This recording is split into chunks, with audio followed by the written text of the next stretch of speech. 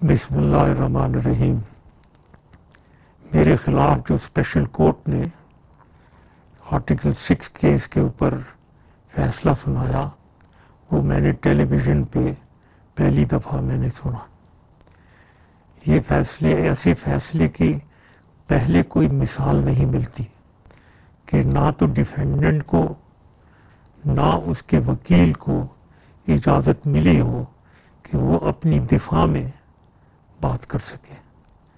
یہاں تک کہ میں نے یہ تک کہا تھا کہ اگر اسپیشل کمیشن کوئی ہو اس کو میں اسٹیٹمنٹ دینے کے لیے تیار ہوں، وہ ادھر آ جائیں میری اسٹیٹمنٹ لے لیں۔ اس کو بھی نظر انداز کیا گیا۔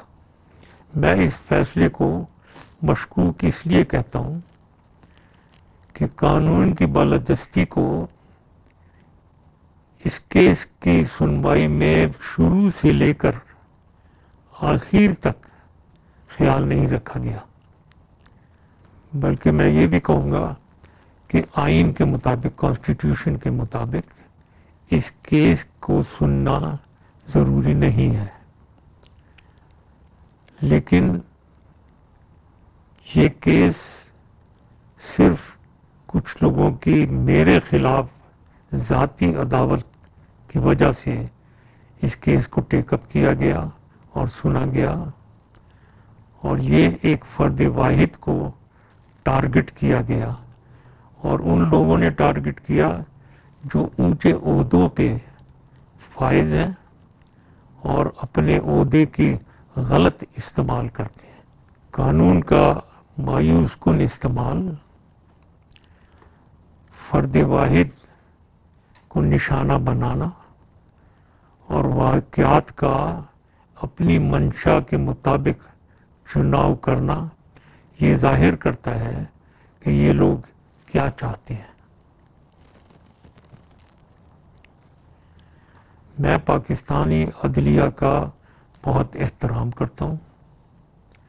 چیف جسٹس کھوسا نے جب خود کہا کہ وہ قانون کی بالادستی میں یقین رکھتے ہیں اور ہر شخص قانون میں کے سامنے برابر ہوگا، اس میں میں بھی یقین رکھتا ہوں، لیکن میرے خیال میں چیف جسٹس کھوسا نے اپنا ارادہ اور اپنے عزائم خود ہی عوام کے سامنے یہ کہہ کر ظاہر کر دیا کہ میں نے اس مقدمے کے جلد فیصلے کو یقین بنایا۔ کیسے وہ جج جنہوں نے میرے زمانے میں اپنے لیے فوائد اٹھائے ہوں میرے ہی خلاف ججمنٹ دے سکتے ہیں؟ میں پاکستانی عوام اور پاکستانی آرمڈ فورسز کا شکر گزار ہوں جنہوں نے پاکستان کے لیے میری خدمات کو یاد رکھا۔ یہ میرے لیے سب سے بڑا تمغہ ہے اور میں اسے اپنی قبر میں اپنے ساتھ لے کر جاؤں گا۔ میں اپنا اگلا لائحہ عمل اپنی